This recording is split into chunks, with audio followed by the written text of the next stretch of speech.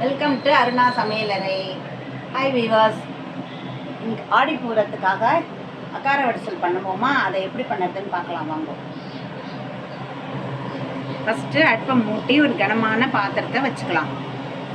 அதில் ஒரு ஸ்பூன் நெய்யை விட்டு முந்திரி பருப்பு வறுத்துக்கலாம்.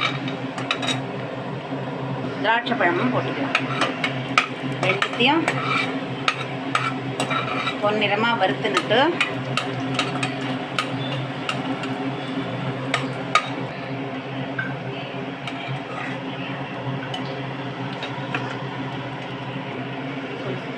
நான் ஒரு சின்ன டம்ளரால் ஒரு டம்ளர் பச்சரிசி எடுத்துட்டுருக்கேன்.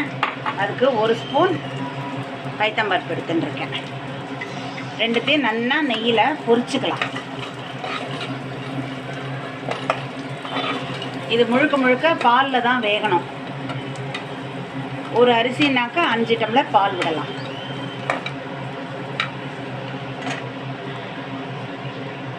இந்த பாருங்க, இந்த மாதிரி பொரிச்சுக்கணும். நல்லா பொரிச்சுன்னு எடுத்து பாருங்க, தெரியுதா?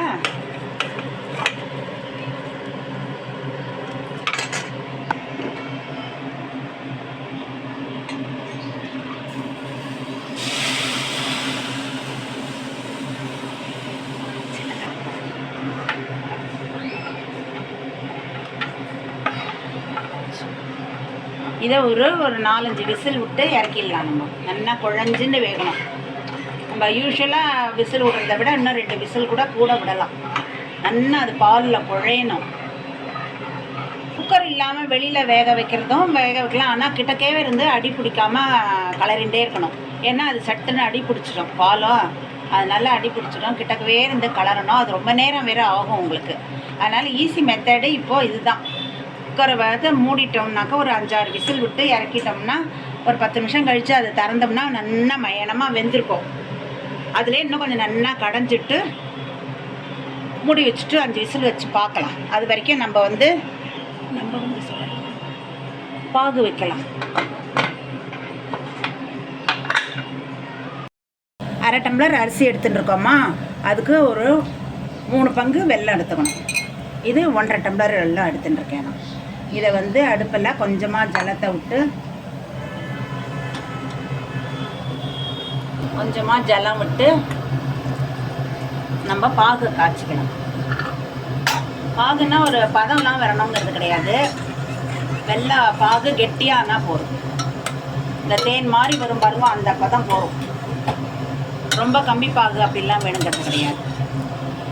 கல் இல்லாத வெல்லம், இயற்கை வெல்லம். அதனால் நம்ம டைரெக்டாக இதை அப்படியே அதில் காய்ச்சி ஊற்றிடலாம்.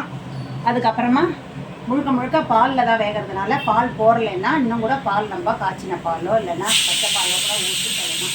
வாசனைக்கு ஏலக்காய், அப்புறம் நம்ம அந்த முந்திரி பருப்பு திராட்சைலாம் வறுத்து வச்சுருக்கோமா அது போடலாம். குங்குமப்பூ இருந்தால் போடலாம். பச்சை கற்பூர வாசனை பிடிக்கிற வாழ்க்கை அதுவும் போடலாம். ரொம்ப விசேஷம். அம்பாளுக்கு நைவேத்தியம் பண்ணலாம். 5 விசில் விட்டாச்சு. இப்போ திறந்து பார்க்கலாம் எப்படி இருக்குன்னுட்டு. பாருங்க, நல்லா குழஞ்சின்னு இருக்குது சாதம். பால்லையே நல்லா விசில் விட்டு நினச்சிருக்கா, நல்லா குழஞ்சின்னு இருக்குதெல்லாம். இதில் இப்போ நம்ம இந்த பாகை தூக்கி ஊற்றணும். நான் தேன் மாதிரி பாகு காய்ச்சி வச்சுருக்கேன் தெல்லாம். இதை எடுத்து இதில் விட வேண்டியதான்.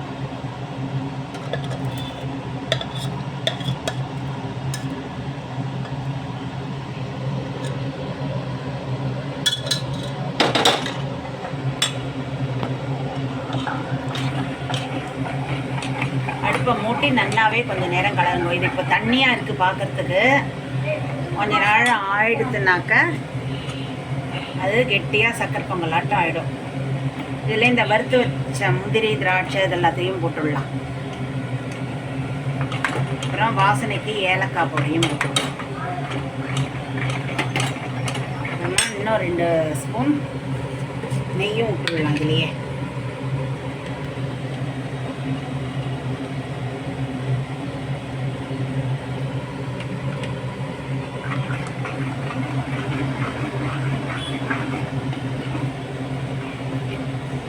இதெல்லாம்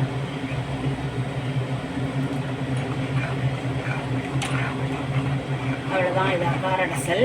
சாப்பிட்றதுக்கு ரொம்ப டேஸ்ட்டாக இருக்கும். அம்பாளுக்கு நைவேத்தியம் பண்ணிவிட்டு எல்லோரும் நல்லா இருக்கணும், க்ஷேமமாக இருக்கணும், எல்லா வியாதியும் வராமல், நோய் நொடி இல்லாமல் எல்லோரும் நல்லா இருக்கணும், எல்லாத்தையும் வேண்டிட்டு அம்பாளுக்கு நைவேத்தியம் பண்ணுவோம். எல்லாருக்கும் கொடுத்துட்டு நம்மளும் சாப்பிடுவோம். 2 குழந்தைகளுக்கு கொடுத்துட்டு சாப்பிட்டோம்னா நல்லது. அவ்வளோதான். இதை சாப்பிட்டு பார்த்துட்டு எப்படி இருக்குதுன்னு கமெண்ட்டில் சொல்லுங்க. சப்ஸ்கிரைப் பண்ணுங்க. தேங்க்ஸ் ஃபார் வாட்சிங்.